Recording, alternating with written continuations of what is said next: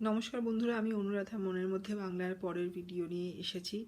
আমরা সদানন্দের ক্ষুদে জগৎ গল্পটা আলোচনা করছিলাম। আমরা এখন অবধি দেখেছি সদানন্দ একটি 13 বছরের ছেলে, যে আশপাশের প্রকৃতিকে খুব ভালোভাবে নজর করে, খুব ভালোভাবে প্রকৃতিতে আশেপাশে যে আমাদের জন্তু জানোয়ার ঘুরে বেড়ায় তাদের জীবনযাত্রা লক্ষ্য করে, সেগুলো নজর করতে, সেগুলো জানতে শিখতে গিয়ে ও ভীষণ আনন্দ পায়। অন্য 13 বছর বয়সী ছেলে মেয়েদের থেকে ভীষণই আলাদা।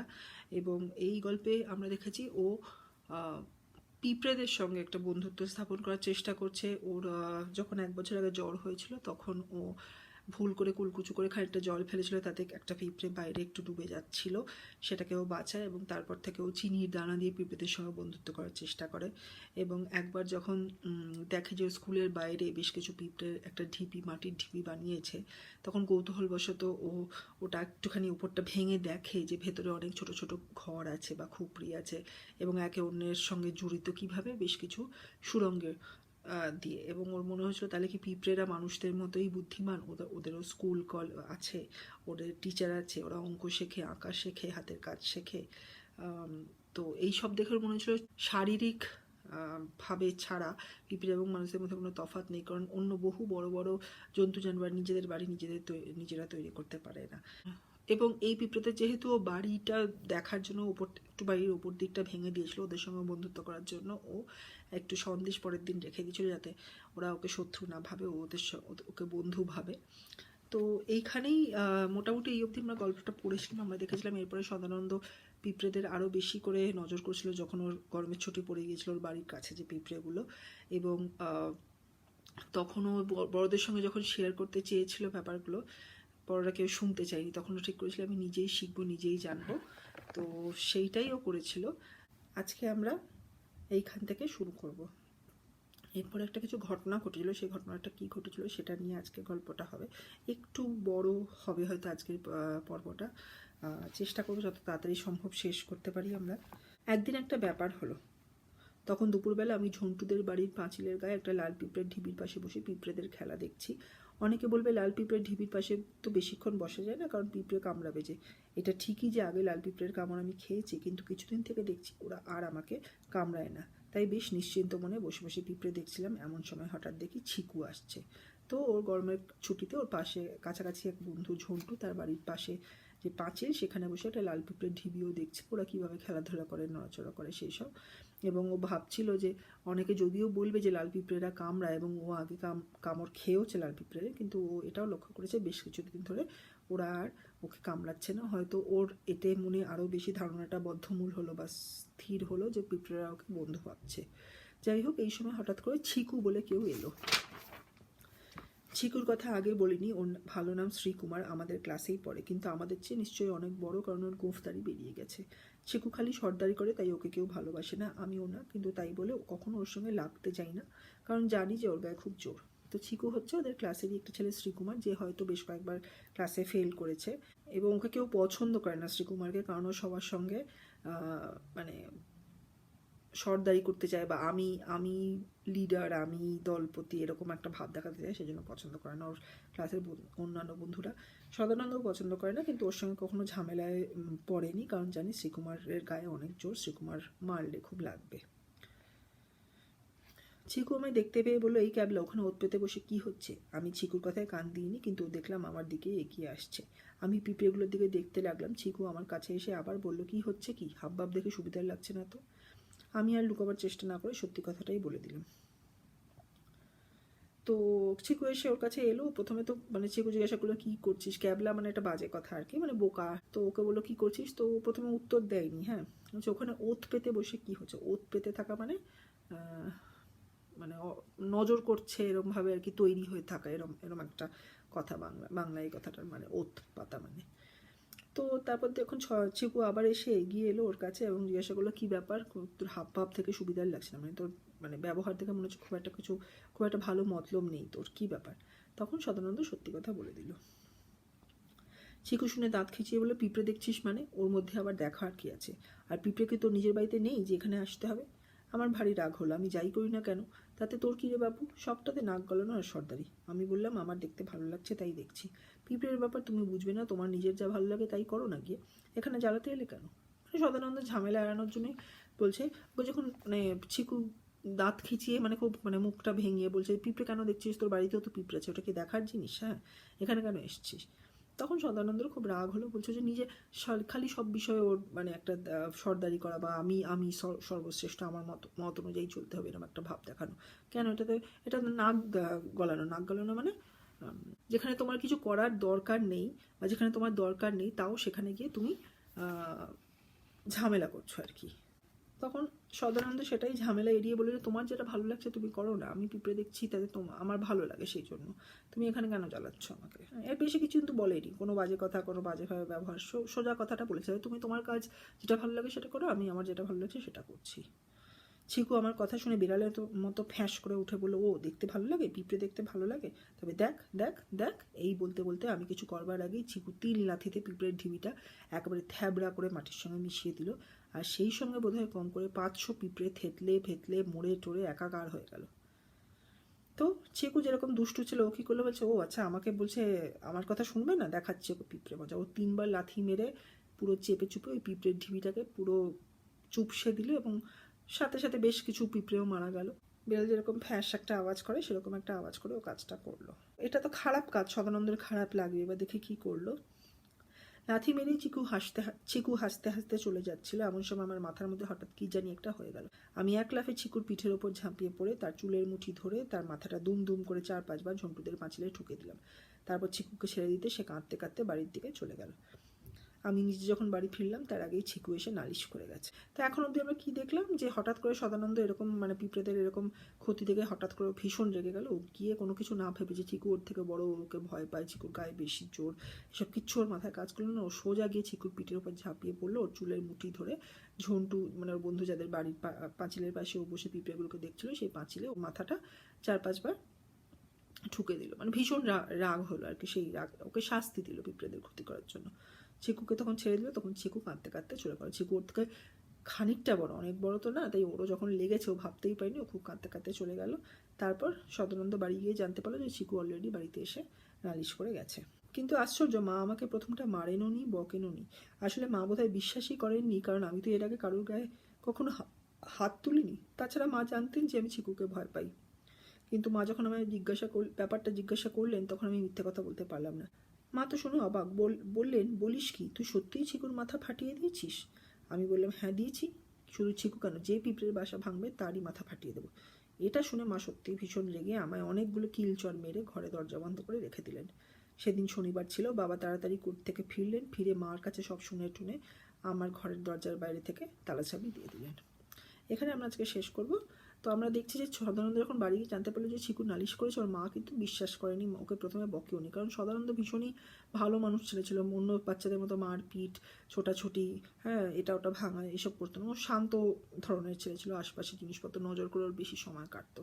কিন্তু যখন ওকে জিজ্ঞাসা করলো তখন ও বললো যে হ্যাঁ আমি মেরেছি। তখন মা অবাক হয়ে বললো সে কি, তুই সত্যিই চিকুর মাটা ফাটিয়ে দিয়েছিস? মানে তখনও মা বিশ্বাস করতে পারছে না। তখন সদানন্দ মাকে আসল কথাটা বলে দিল যে যারাই পিঁপড়েদের ক্ষতি করবে, যারা এই পিঁপড়েদের বাসা ভাঙবে তাদের মাথা ফাটিয়ে দেবে ও, মানে পিঁপড়েদের এত ভালোবাসে। এবার অলরেডি ও পিঁপড়েদের নিয়ে বেশ কিছু কথাবার্তা বাড়িতে বলেছে, সেগুলো সবাই উড়িয়ে দিত, কিন্তু ভাবতো যে হয়তো ছোটো মানুষ বয়সের খেয়ালে পিঁপড়েদের দেখছে, কিছুদিন পরে ভুলে যাবে। কিন্তু এখন কি দেখছে যে পিঁপড়ে দেখতে দেখতে ও এত রেগে যাচ্ছে যে অন্যদের ব্যথা দিচ্ছে, হ্যাঁ বাজে ব্যবহার একটা করছে। তো সেইটা দেখে ওর মা ভীষণ রেগে গেল, তখন বেশ কিছু ওকে পেটালো, কিলচর মারলো, মেরে ঘরে দরজা বন্ধ করে রেখে দিল। এখনকার দিনে এইসব শাস্তিগুলো আমরা ভাবতে পারি না, কিন্তু তখনকার দিনে এটা খুব সহজ ছিল বা খুবই প্রচলিত ছিল এবং মা বাবার কাছে এভাবে বাচ্চারা শাস্তি পেত। তো যাই হোক, ওর বাবা কোর্টে কাজ করতেন, তো সেদিন তাড়াতাড়ি ফিরলেন, কারণ সেদিন শনিবার ছিল, হাফ ছুটি হয়, সাধারণত শনিবার হাফ অফিস ডে হয়। তো ফিরে এসে মার কাছ থেকে সব শুনে ওকে ও যে ঘরে দরজায় বন্ধ ছিল সেটার বাইরে আবার তালা চাবি লাগিয়ে দিল, মানে আরও বেশি করে ও বন্দি হয়ে গেল। তো এইখানে আমরা আজকে শেষ করব। আমরা দেখবো যে এরপরে ও ছাড়া পেলো কি না, পরের সপ্তাহে কী হলো, এরপরে আরও বন্ধুত্ব গাঢ় হলো কি না। কিন্তু একটু একটু করে দেখছি এক একটা ঘটনা হচ্ছে এবং সদানন্দ আর পিঁপড়েদের বন্ধুত্বটা আরও বেশি নানা ঘটনার মধ্যে দিয়ে আরও বেশি স্ট্রং হয়ে যাচ্ছে, আর সদানন্দ পিঁপড়েদের আরও বেশি নিজের কাছের মনে করছে, তাদের জন্য ও লড়াই করার চেষ্টা করছে, ওদের রক্ষা করার চেষ্টা করছে। এবার আমরা ইংলিশটা পড়ি। Hello all, we were discussing the story Shodanonder Khude Jogot. We know that Shodananda is a 13-year-old boy who enjoys observing nature and the various creatures around us the most. In this story, he shares with us, his trusted readers, his endeavors to become close friends with ants. A very unusual friendship, but that is what happens through different incidents in this story. Sometimes he saves drowning ants by using blotting papers to suck the water. Sometimes he leaves sugar granules for them so that they can eat. And when he ends up damaging the mud house of ants so as to observe the interiors of that house, he tries to make it up by leaving Sandesh, which is a cottage cheese dessert very popular amongst Bengalis. So he leaves that Sandesh right outside their house so that their efforts of searching food every day is reduced. They find a lot of food just outside their house. He keeps on wondering how intelligent and systematic the ants are, and that, barring the physical difference, ants are quite similar to human beings in their lifestyle. Especially, this happens like this, he starts believing this even more when he discovers the carefully designed building where thousands of ants live in tiny chambers, these chambers interconnected by multiple tunnels. He tries to share his findings with elders, but is often laughed at. So he decides to keep the findings to himself, and then one day something happens. Now we will start our story from here. একদিন একটা ব্যাপার হলো, তখন দুপুরবেলা।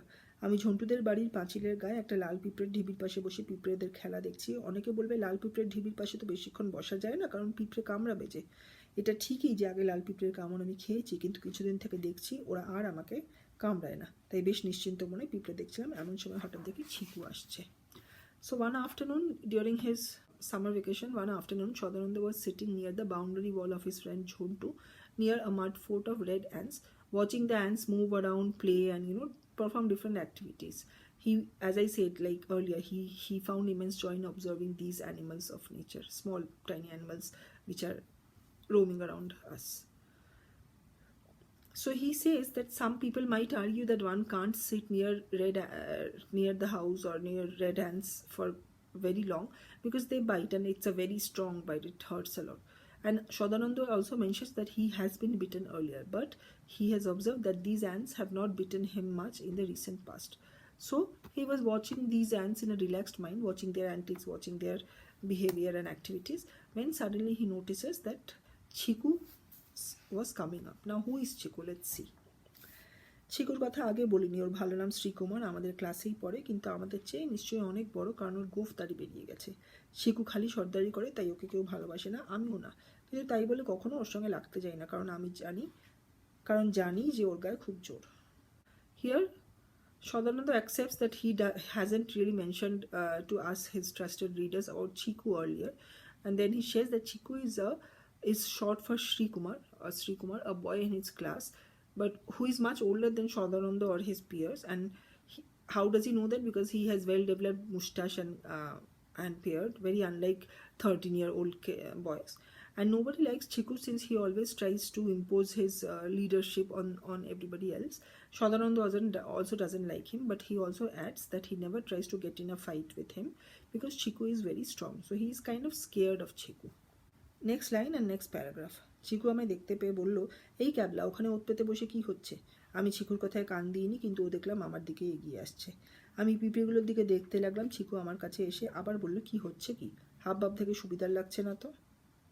So here Chhiku calls Shodanando a name, which the word is kabla, and it means that stupid. And he asks that what is Shodanando watching from at that place.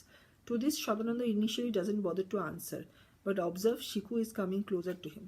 As Shodanando continues watching the ants, Chhiku comes closer and questions what is Shodanando doing, and mentions that his activities or his behavior is turning out to be something very suspicious. So next line, next paragraph, another line and another paragraph. আমি আর লুকাবার চেষ্টা না করে সত্যি কথাটাই বলে দিলাম। ছিকু শুনে দাঁত খিচিয়ে বলল, পিঁপড়ে দেখছিস মানে? ওর মধ্যে আবার দেখবার কি আছে? আর পিঁপড়ে কি তোর নিজের বাড়িতে নেই যে এখানে আসতে হবে? আমার ভারী রাগ হলো। আমি যাই করি না কেন তাতে তোর কি রে বাপু? আমি বললাম, আমার দেখতে ভালো লাগে তাই দেখছি। পিঁপড়ের ব্যাপারে তুমি বুঝবে না, তোমার নিজের যা ভালো লাগে তাই করো না, গিয়ে এখানে জ্বালাতে এলে কেন? So here Shodanando tells the truth to Chhiku, but that he was watching ants. But Chhiku taunts him and questions why Shodanando watching ants, as he feels that there is no reason to observe ants.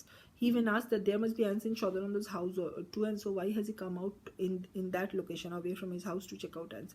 Shodanando gets angry, thinking why is Chhiku unnecessarily poking his nose in his affairs, that is watching ants. So Shodanando says that he is watching ants since he likes that, and Chhiku should also go and do something which he likes instead of bothering Shodanando.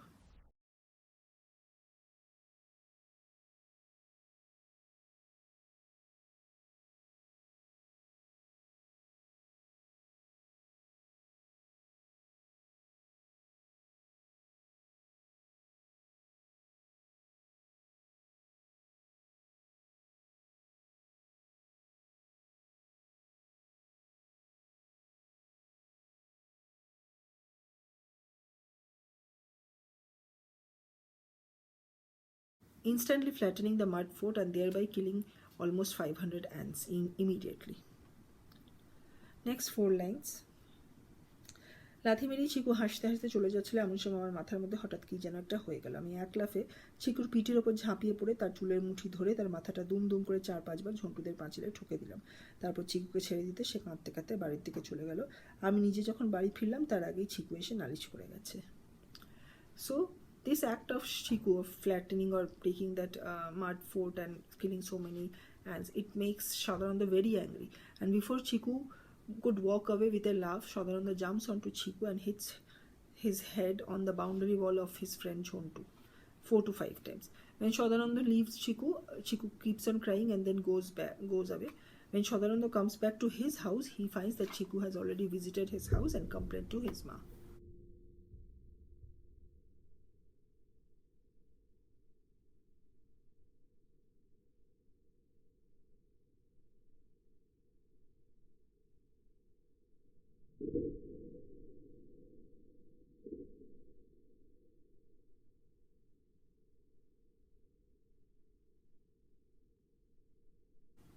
Shodanando's mom initially did not punish Shodanando or did not even scold him, since she did not believe that Shodanando could hit anybody. He has not hit anybody earlier. He was very different, a different 13-year-old boy.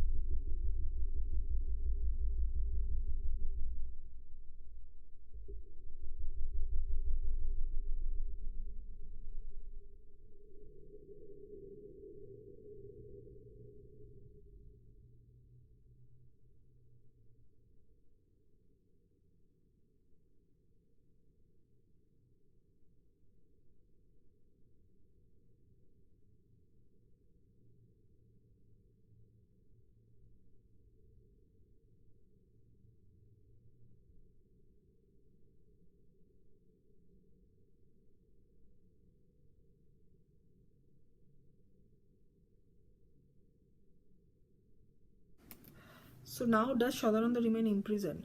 Does the friendship between Shodanando and the ants end here? What happens next? What other incidents happen? To know all this, we will come back next week. Till then, like, share, subscribe, comment, and keep Bangla in your hearts. And I will see you all next week. Take care. আমি জানি একটু বড় হয়ে গেল, কিন্তু গল্পর এই জায়গাটা একসঙ্গে বলার জন্য একটু বড় হতো। আর আজকে নতুন একজন বন্ধু আছে, তোমরা দেখেছো কিনা জানি না। there is a new friend, I'm sure you must have noticed. তাহলে আমরা পরের সপ্তাহে আবার জানতে পারবো এরপরে কি হলো, সদানন্দের বন্ধুত্ব পিঁপড়েদের সঙ্গে বজায় থাকলো কিনা, এখানেই গল্প শেষ হলো কিনা।